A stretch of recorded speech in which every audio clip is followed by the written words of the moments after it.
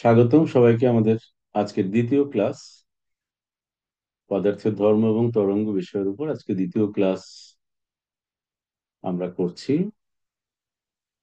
তো এর আগ পর্যন্ত বিষয়গুলো ডিসকাস করা হয়েছে।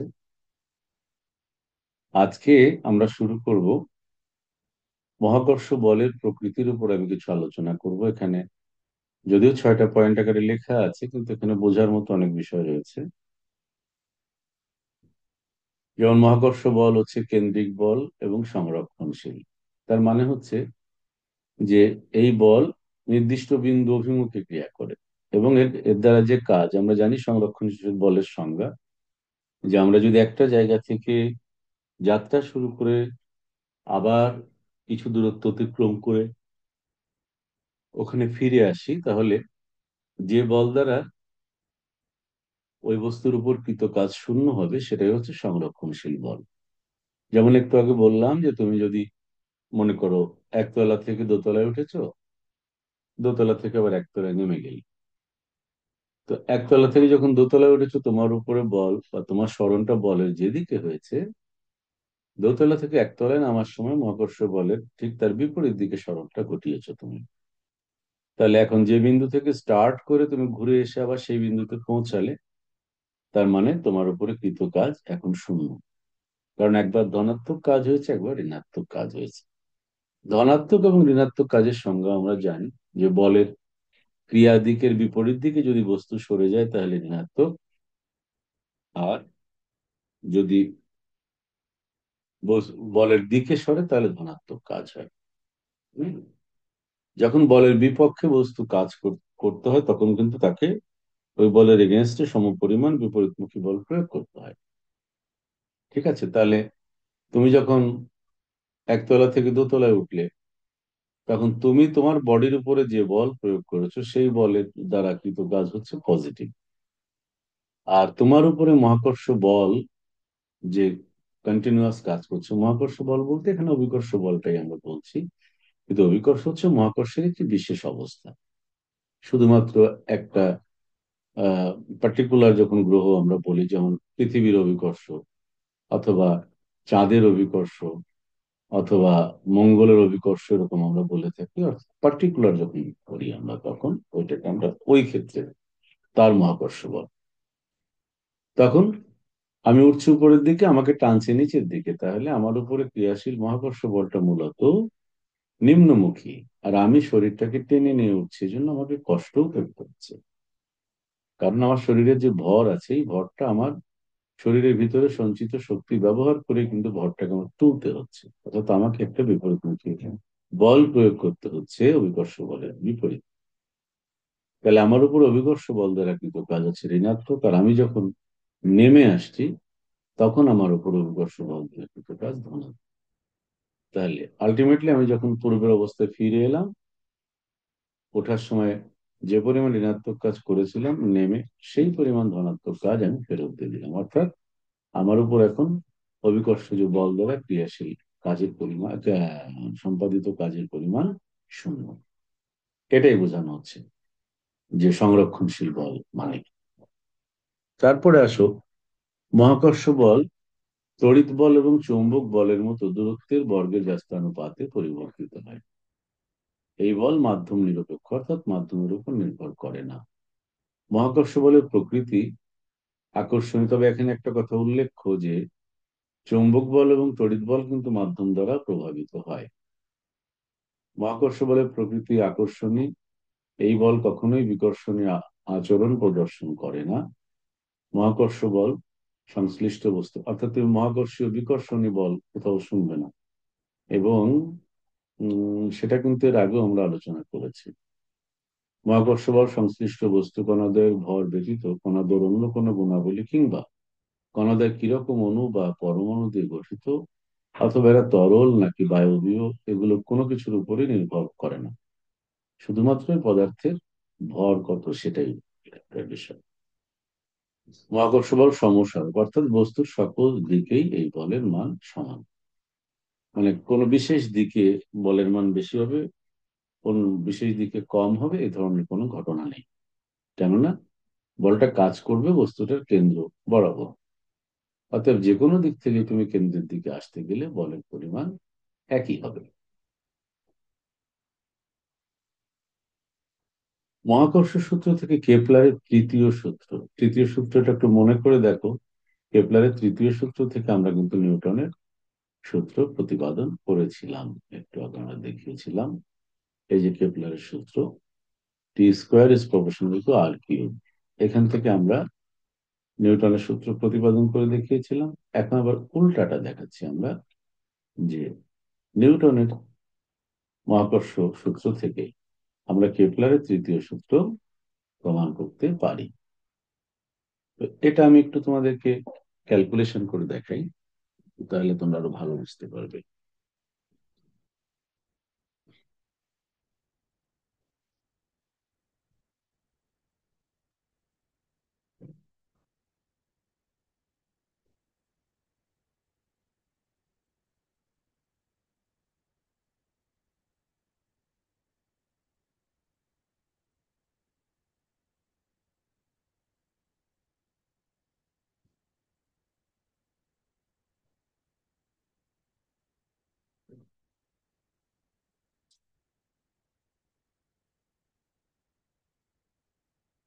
প্রত্যেকটা প্রশ্ন পড়ার সময় এমন ভাবে পড়তে হবে যে আমি অনুরূপ আরো 10টা থিওরি আমি বুঝতে পারবো নিজে নিজে।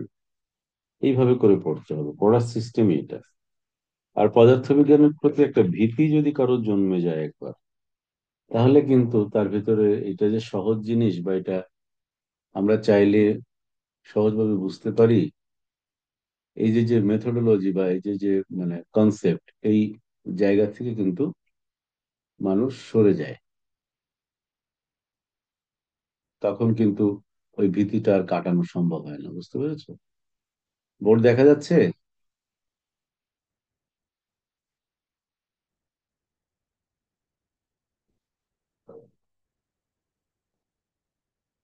বোর্ড দেখতে পাচ্ছ সবাই?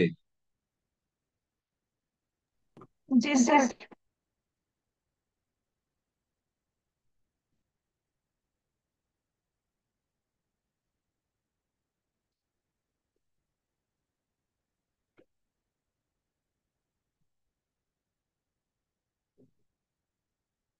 কি বললাম আমরা? মহাকর্ষ সূত্র থেকে কেপলারের তৃতীয় সূত্র।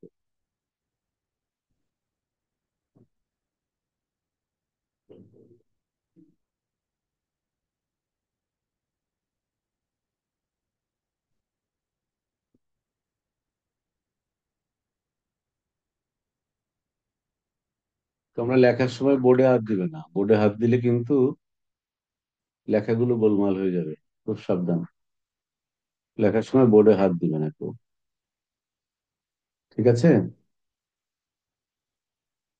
তাহলে আমরা জানি যে আহ ধরো বিষয়টাকে এরকম চিন্তা করে আমরা, এটা সূর্য। তো সূর্যের ভর এম, কেমন? সূর্যের ভর মনে করো এম বা এম এস লিখো। এখন কোন একটি গ্রহ তার চারিপাশে ঘুরছে, তার ভর মনে করো স্মল এম। তাহলে যে কোনো সময় তার রৈখিক বেগ হবে ভি। আর ওই যে কক্ষপথে ঘুরছে, সে কক্ষপথের ব্যাসার্ধ মনে করো আর। ঠিক আছে? তাহলে এই যে বস্তুটি ঘুরছে তার উপরে কিন্তু একটা অপকেন্দ্রিক বল কাজ করছে, সেন্ট্রিফিউগাল ফোর্স। তার বিপরীতে কাজ করে মহাকর্ষ বল, এটাকে ব্যালেন্স করে। তাহলে এফ সি মানে হলো, আমরা পড়েছি এর আগেও, M V square by R. আর মহাকর্ষ বল হচ্ছে F is equal to G M S M divided by R square. তাহলে বস্তুত পক্ষে এরা দুজন সমান, এরা দুজন সমান বলেই তারা সুষমভাবে আবর্তন করতে পারে। তাহলে ফলাফলটা দাঁড়াচ্ছে এরকম, যে M V square by R is equal to G M S M divided by R square. বুঝতে কি অসুবিধা হচ্ছে? বোর্ড দেখতে পাচ্ছ সবাই? জি স্যার। তাহলে কি দাঁড়ালো দেখো, এখান থেকে তুমি পাচ্ছ, সুতরাং যেমন ধরো এই এম আর এম ক্যান্সেল করে দাও, আর স্কোয়ারের সাথে আর ক্যান্সেল করে দাও, তাহলে থাকছে V square equal to G M S by R. এটা হচ্ছে ওই গ্রহের প্রয়োজনীয় বেগ যা দিয়ে সে আবর্তন করছে। এটা একটা নাম দাও, মনে করো 1 নম্বর সমীকরণ। কেমন? তাহলে এটা যদি মিম, তোমার ইয়েটা তুমি কি স্ক্রিনে টাচ করছো?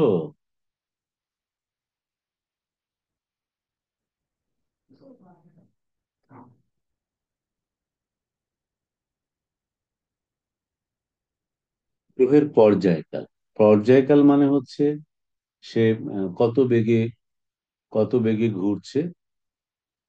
যদি তুমি কৌণিক বেগ বলো ওমেগা, তাহলে পর্যায়কাল T is equal to twice pi by omega. কারণ এই পুরো একবার ঘুরতে সে টোয়াইস পাই রেডিয়ান কোণ অতিক্রম করে। আর যদি তার কৌণিক বেগ ওমেগা হয়, তাহলে টোয়াইস পাই বাই ওমেগা হচ্ছে টি ইজ ইকুয়াল। এখন টোয়াইস পাই বাই ওমেগা মানে হচ্ছে, আমরা জানি V equal to omega R. তাহলে omega is equal to V by R. সেখান থেকে আমরা পাই ভি বাই আর, অর্থাৎ twice pi R divided by V. ঠিক আছে? Twice pi R divided by V.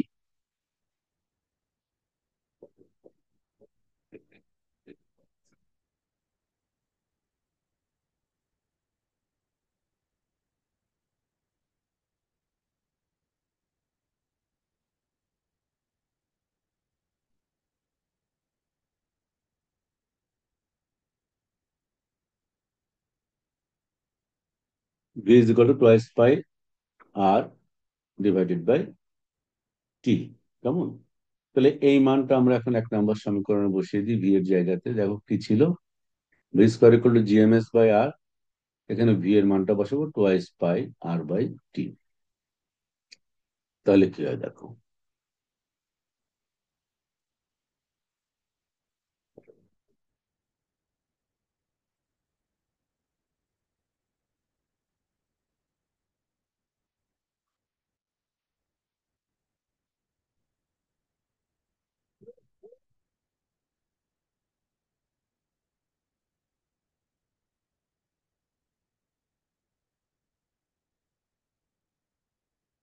তাহলে আমরা পাচ্ছি ফ্রম ইকুয়েশন 1,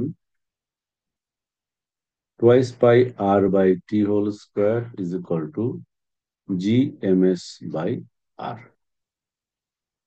বুঝতে না পারলে সাথে সাথে আমাকে বলবে, ঠিক আছে?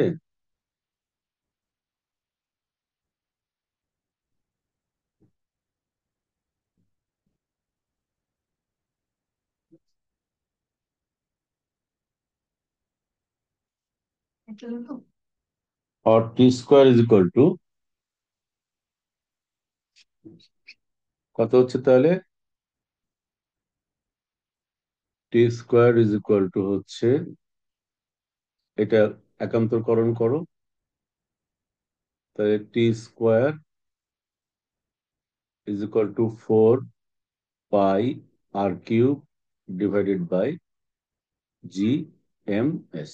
একান্তরকরণ করলাম। এখন দেখো 4 পাই এবং জিএমএস, এরা কিন্তু 4 পাই আর পাই স্কোয়ার আর কিউব, তাহলে এরা কিন্তু কনস্ট্যান্ট।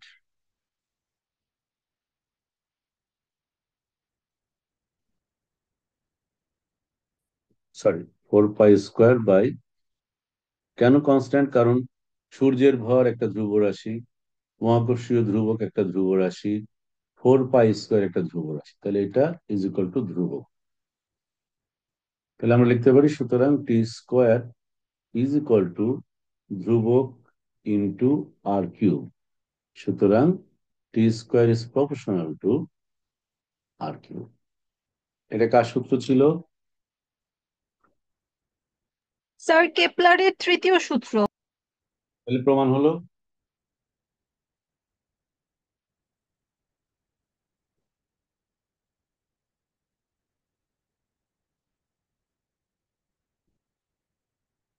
পর্যায়কালের বর্গ ব্যাসার্ধের ঘনফলের সমানুপাতিক।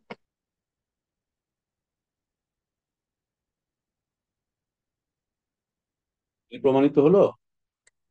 এখন দেখো, আমরা এই যে বড় বড় রাশিগুলোর মান বের করি, সূর্যের ভর কত বের করেছি, সূর্যকে কি আমরা পাল্লার উপরে নিয়ে মেপেছি? ভাবতে পারবো আমরা পাল্লার উপর নিয়ে সূর্যকে? না স্যার। তাহলে দেখো, আমরা পেলাম এরকম যে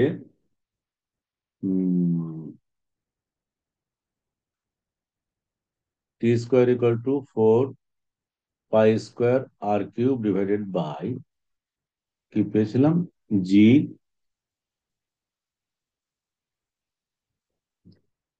তাহলে ms ইজ ইকুয়াল টু,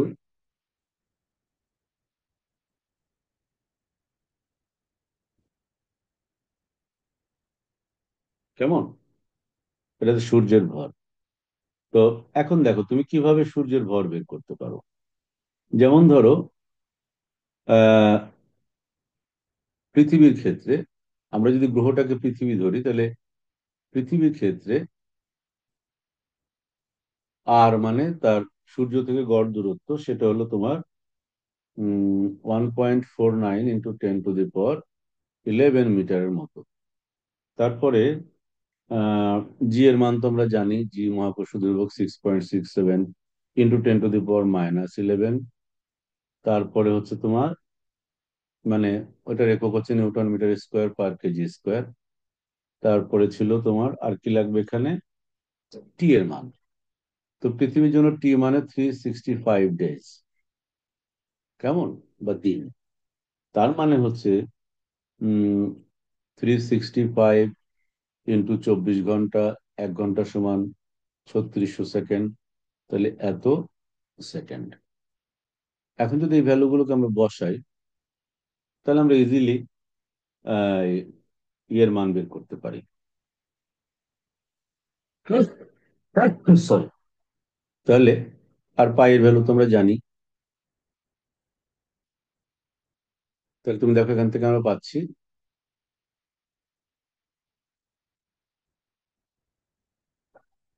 কিভাবে আমরা বের করি, বা কিভাবে এই বড় বড় রাশিগুলো যেটা অসম্ভব মনে হয়, সেটা কিভাবে সম্ভব করি দেখো।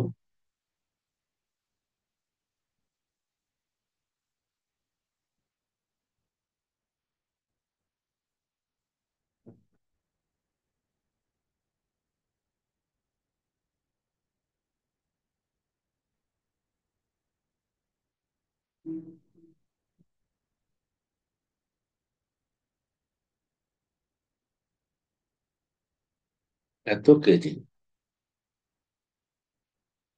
এবং এটাকে যদি আমরা এখন ক্যালকুলেশনটা করি, ও টি স্কোয়ার ছিল না, এত কেজি। তো ক্যালকুলেশন করলে তুমি পাচ্ছ 1.97 × 10⁻30 কেজি। অর্থাৎ সূর্যের ভর হচ্ছে 10⁻30 রেঞ্জের আর কি। কৌশলটা বুঝে গেল?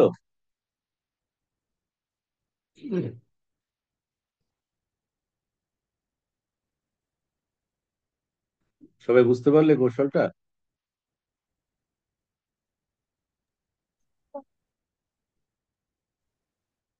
তাহলে এখন দেখো, আমরা একইভাবে পৃথিবীর ভর বের করতে পারি, বা যে কোনো গ্রহ বা অন্য একটা সম্পর্ক দেওয়া থাকলে আমরা বের করতে পারি।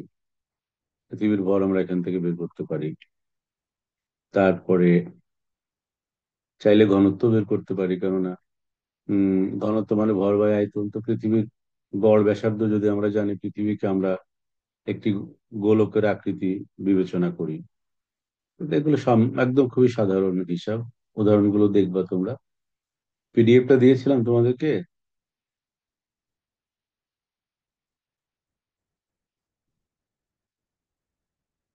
না স্যার। মানে বইটা কিনেছো তোমরা? প্রফেসর মুকসেদ আলী স্যারের বই, এটা কিনেছো?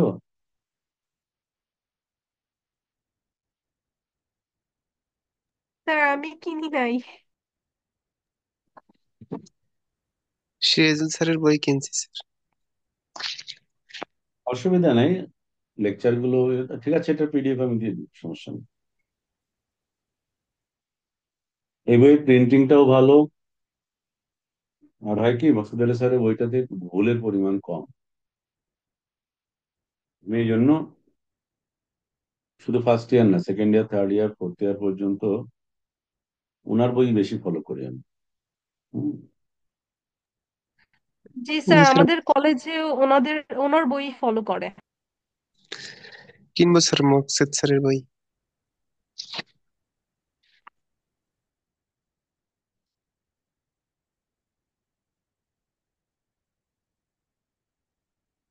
অ্যামেন্ডিস পদ্ধতিটাও তোমাদের ইয়েতে ছিল মনে হয়, ওই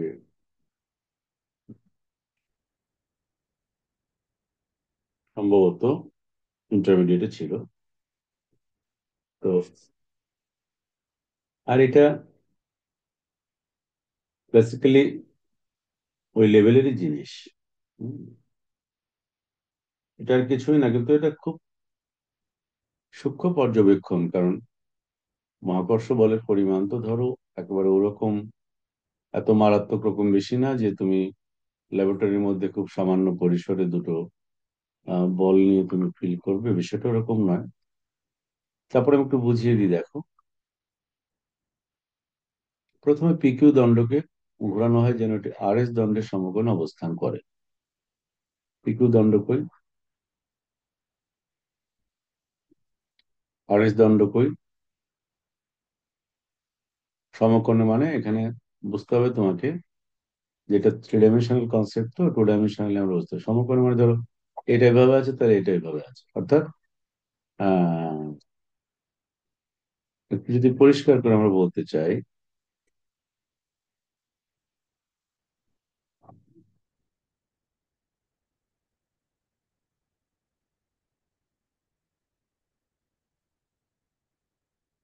তাহলে মানে একজন এইভাবে আছে তো আর একজন তার সাথে এইভাবে দাঁড়াবে, কিন্তু এটা তার ত্রিমাত্রিক কনসেপ্ট, এখানে তো দ্বিমাত্রিক তলে দেখানো সম্ভব না, সেই জন্য আমরা ওখানে দেখতে পাচ্ছি ওরকম। বুঝতে পেরেছো? তুমি দুটো পাটকাঠিকে ধরো না, একটা এরকম ধরেছো আর একটা তার উপর দিয়ে এভাবে ধরেছো, তাহলে পরস্পর সমকোণ হলো না? বুঝছো কথাটা? মানে হচ্ছে এই, আমার কথাটা বুঝতে পেরেছো না বুঝোনি? তাহলে আমরা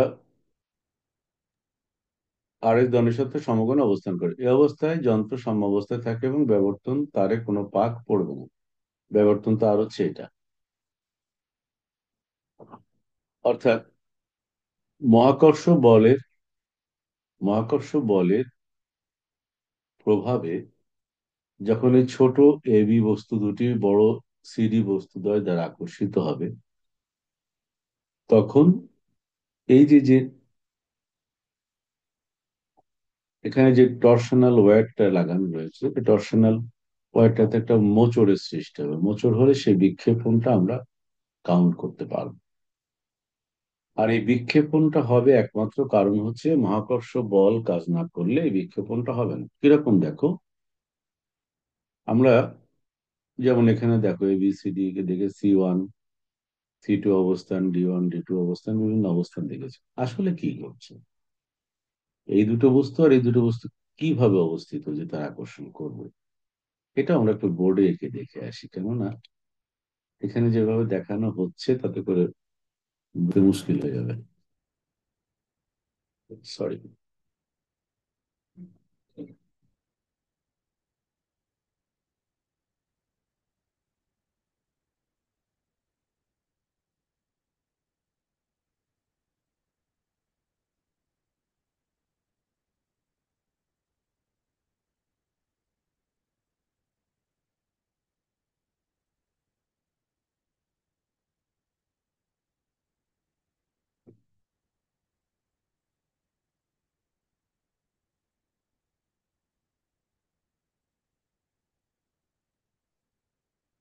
লক্ষ্য করো,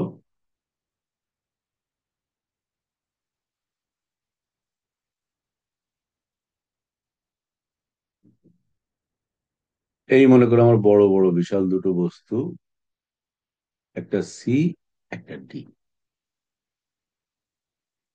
সবাই দেখতে পাচ্ছ? জি স্যার। আর ছোট দুটো বস্তুর জি। অবস্থান হচ্ছে এরকম ভাবে,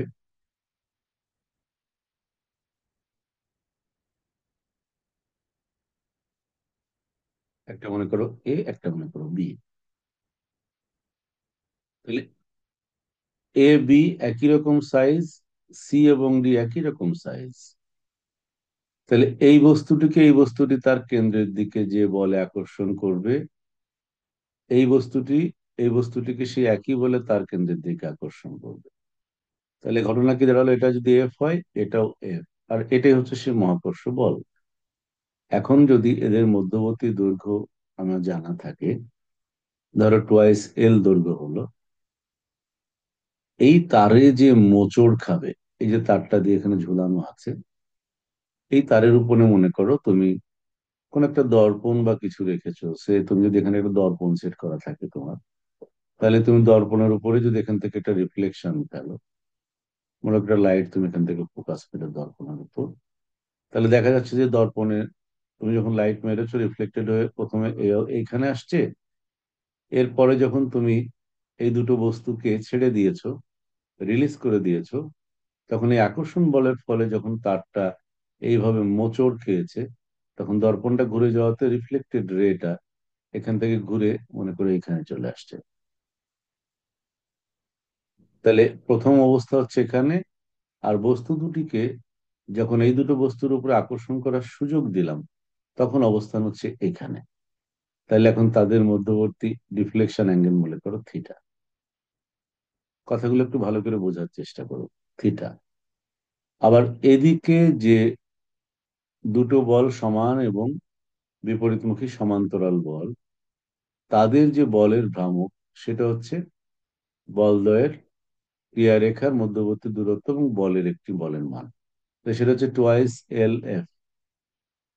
আবার আমি যদি তারের ক্যারেক্টারটা জানতে চাই, যে প্রতি একক পরিমাণ ঘূর্ণনে তার টর্কের প্রয়োজন হয় টাও, তাহলে তার জন্য মোট দ্বন্দ্বের ভ্রামক প্রয়োজন হবে টাও থিটা। তাহলে এই দ্বন্দ্বের ভ্রামক হচ্ছে টোয়াইস এল এফ, এটা হচ্ছে টাও থিটা। তাহলে এখান থেকে আমরা বলতে পারি, সুতরাং F is equal to tau theta by twice L. আমি কিন্তু আমার মতো করে সিম্বল ধরে নিয়েছি, তোমরা আবার এখানে মানে মনে করো না যে এটা বইয়ের সাথে মিলছে না, স্যার কি পড়াচ্ছে এসে। না, সেরকম না। আমি যেটা লিখেছি সেটা হচ্ছে তোমার ইয়ের জন্য, কি বলে, বোঝার জন্য। এখন ধরো যে মুহূর্তে আমি বলটা হিসাব পেলাম, সেই সময় তাদের মধ্যবর্তী দূরত্ব হচ্ছে ডি। কেমন? আর এই বড়গুলার যে একটা বলের ভরকে ধরো এম, ছোটগুলোর একটা বলের ভরকে ধরো এম, তাহলে এফ এর মান হবে G M M by D square. তুমি কিন্তু এই এমও জানো, এটাও জানো, এই ডি এর ভ্যালুও জানো। তোমাকে বের করতে হবে জি এর ভ্যালু। তাহলে বলের পরিমাণটা আমরা এখানে পেয়ে গেলাম, অর্থাৎ or G M M by D square is equal to tau theta divided by twice L. যেমন আমি এখানে টোয়াইস এল ধরেছি, মধ্যখান থেকে ভাগ করার সুবিধার্থে ওরা শুধু এল ধরেছে, কোনো প্রবলেম তো নাই, একই কথা। তাহলে সুতরাং জি এর ভ্যালু হবে tau theta D square divided by twice L M M. এই হচ্ছে তোমার জি এর মান। তুমি দেখো এখানে সবগুলো জিনিস তুমি জানো। টাউ থিটা এর ভ্যালু তুমি প্রয়োজনে টাউ এর ভ্যালু আলাদাভাবে বের করতে পারো, ফর্মুলা আছে। আবার যদি ম্যাটেরিয়ালের গায়ে লিখে দেওয়া থাকে যে তার টাউ এর ভ্যালু হচ্ছে এত, অর্থাৎ পার ইউনিট কৌণিক ব্যবর্তনের জন্য তার দ্বন্দ্বের ভ্রামকের মান হচ্ছে টাউ। তাহলে টাউ থিটা মানে তার অ্যাঙ্গুলার ডিফ্লেকশন, ডি হচ্ছে বলদ্বয়ের মধ্যবর্তী দূরত্ব, এল হচ্ছে এই বস্তুদ্বয়ের মধ্যবর্তী দূরত্ব যাদের উপরে ক্রিয়াশীল বল আমি মেজার করে কাজ করছি। ক্যাপিটাল এম হচ্ছে এই বড় বল দুইটার যে কোনো একটির ওজন, স্মল এম হচ্ছে ছোট বল দুইটার যে কোনো একটির ওজন। যেহেতু দুই দিকে বল সমান, তাহলে এটাকে বলা হয় দ্বন্দ্ব, আর দ্বন্দ্বের ভ্রামক হচ্ছে টোয়াইস এল এফ বা বলের মান হলো তাদের মধ্যবর্তী লম্ব দূরত্ব। সো বুঝতে পেরেছো?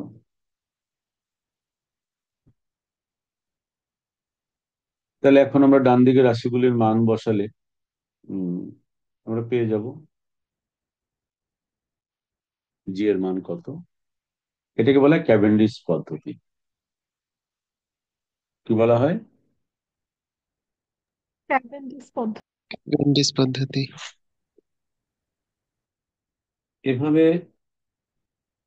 প্রত্যেকটা থিওরি পড়ার সময় অবশ্যই তার ভিতরের সঠিক ফিজিক্সটা কি সেটা মাথায় ঢোকাতে হবে।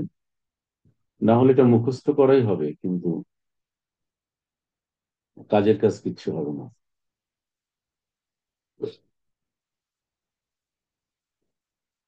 আমরা আগামী ক্লাসে এখানে কিছু অ্যাডভান্সড টপিক তোমাদেরকে পড়তে হবে, যেহেতু তোমরা তো এখন ইন্টারমিডিয়েটে পড়ো না। ইন্টারমিডিয়েটে যদিও তোমরা মহাকর্ষ পড়েছো, কিন্তু তোমরা তো এখন পড়ো অনার্সে। তাহলে তোমাকে কিছু বাড়তি নলেজেবিলিটি তো এখানে অ্যাপ্লাই করতে হবে, তাই না? তো আমি আগামী দিন তোমাদেরকে দেখাবো গোলীয় খোলকের দরুন বা স্ফেরিক্যাল শেলের দরুন মহাকর্ষীয় প্রভাব বা মহাকর্ষীয় ক্ষেত্রের মান নির্ণয়। এই টপিকটা আমরা দেখবো আগামী ক্লাসে। আশা করি তোমরা থাকবে। আর ক্লাসগুলো নিয়মিত করো। ক্লাসগুলি না করলে, এই যেমন দেখো আজকে স্যারের সামনে বসে বসে জিনিসগুলো বুঝে নিলে এবং কিভাবে একটা জটিল কনসেপ্টকে সহজ করতে হয় সে কৌশলগুলো শিখছো। তো আগামী দিন আমরা এটা করবো। এটা থেকে আমি শুরু করবো আগামী দিন, যাতে বসে যাতে আর মনে করার মতো দেরি না হয়। দেখা যাবে যে এই একটা পড়িয়ে দিলে অনুরূপ আর যেগুলো আছে তোমরা নিজেরাই করতে পারবে। এবং অনার্সে মূলত লেখাপড়ার নিয়মটা এরকমই। অনার্সে এভাবে পড়াশোনা করতে হয়, তাহলে নিজের লার্নিংটা অনেক অনেক বেশি পোক্ত হয়।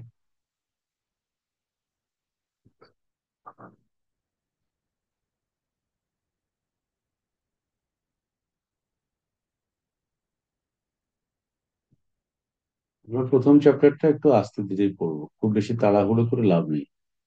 কারণ হচ্ছে মহাকর্ষ চ্যাপ্টারটা তোমার সারা জীবন মহাকর্ষীয় মানে জ্ঞান কাজে লাগবে। সুতরাং এই জায়গাটা আমরা একটু শক্তভাবেই বোঝার চেষ্টা করি। ঠিক আছে? কারো জি কোনো স্যার। প্রশ্ন আছে তোমাদের?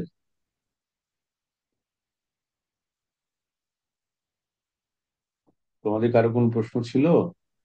স্যার আমি ইংরেজিতে পরীক্ষা দিতে চাই, আমি কিছু ইংরেজি বই আপনাকে সাজেস্ট করতে অনুরোধ করেছিলাম স্যার, আপনি বলেছেন ক্লাসে আলোচনা করবেন, একটু বলবেন?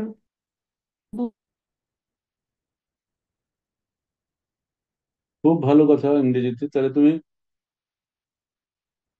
তোমার জন্য সবচেয়ে ভালো হয় তুমি গুপ্ত কুমার, ডিএস মাথুর অর্থাৎ ইন্ডিয়ান রাইটারদের বই কালেক্ট করো। তোমার বুঝতেও সুবিধা হবে ক্যালকুলেশন গুলো, আর আমিও তোমাকে যখনই প্রয়োজন হবে সাপোর্ট দিতে পারবো, অসুবিধা নেই। Okay sir. আর যদি তোমরা সবাই ইংরেজিতে পড়তে চাও তাহলে তো আরো ভালো। তাহলে আমি টোটালি লেকচার ইংলিশে দিলাম, বইগুলো ইংলিশ থেকে পড়ালাম।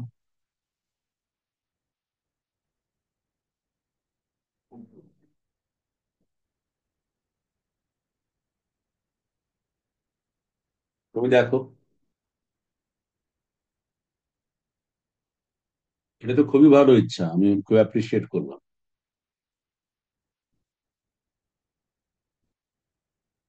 তুমি যেমন প্রপার্টিজ অফ ম্যাটার বইটা কিনতে পারো। উম গুপ্ত কুমারের একটা বই আছে, গুপ্ত কুমার অথবা ডিএস মাথুর। তারপরে ওয়েভস অ্যান্ড অসিলেশনস গুপ্ত কুমারের বই আছে। আরো ভালো ভালো ইন্ডিয়ান রাইটার আছে।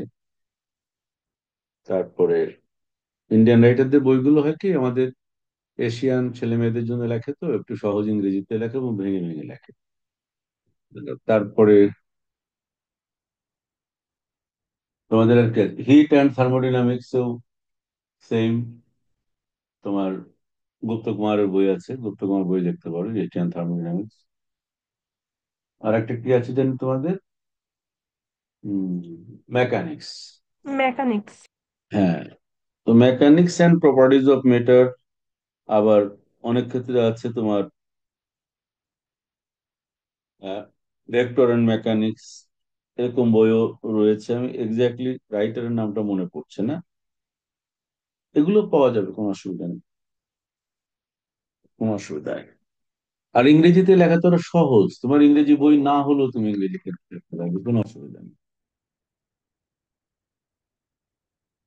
স্যার আমাদের রেফারেন্স বুকে তো university physics, fundamental of physics এই বইগুলো রেফার করা, ইন্ডিয়ান রাইটারের বই খুবই কম রেফার করা আছে স্যার। না, এটা আমাদের আমাদের কিছু সমস্যা আছে, তো আমরা আমি তো তোমাকে যেটা বলছি সেটা হচ্ছে তোমার যেটা কাজে আসবে। এখন ধরো জি প্রেসলি স্যার। ক্যান্টিলিডে, শেয়ারস অ্যান্ড জিমনাস্কি, এসব বইও আমার কাছে আছে, কিন্তু এই বইগুলোর লেখাটা সংক্ষিপ্ত টাইপের লেখা, তো কনসেপচুয়াল, এটা স্টুডেন্ট ফ্রেন্ডলি অতটা না। কিন্তু ইন্ডিয়ান রাইটারের বইগুলো ফলো করেই ম্যাক্সিমাম রাইটাররা বই লিখে, কিন্তু বলার সময় আবার রেফারেন্স দেওয়ার সময় ওগুলোর কথা বলে আর কি। এটা আমরাও দেখেছি আমাদের ছাত্র জীবনে, এটা কোনো সমস্যা না। তোমার দরকার হচ্ছে সঠিক জ্ঞানটা অর্জন করা। তুমি ওই বইগুলো দেখো। জি স্যার। বুঝতে পেরেছো, আমি খুব খোলামেলা ভাবে হ্যাঁ কথা স্যার। বলছি। তো ঠিক আছে বাবা, ভালো থেকো তোমরা। নেক্সট ক্লাস তোমাদের শনিবারে হবে আর কি। ঠিক আছে। ঠিক আছে স্যার। শুভরাত্রি।